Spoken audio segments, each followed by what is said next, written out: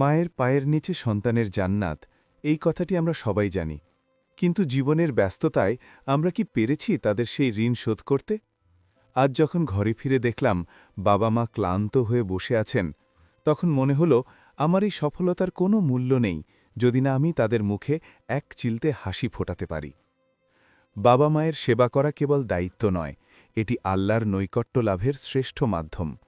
রসূল সাল্লাল্লাহু আলহি ওয়াসাল্লাম বলেছেন, সে ব্যক্তি ধ্বংস হোক যে তার বৃদ্ধ পিতামাতাকে পেল অথচ জান্নাত অর্জন করতে পারল না।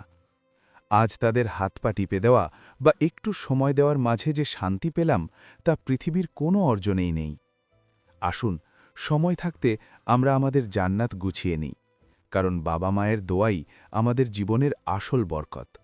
মানুষ তো নিজের আপনজনের জন্যই।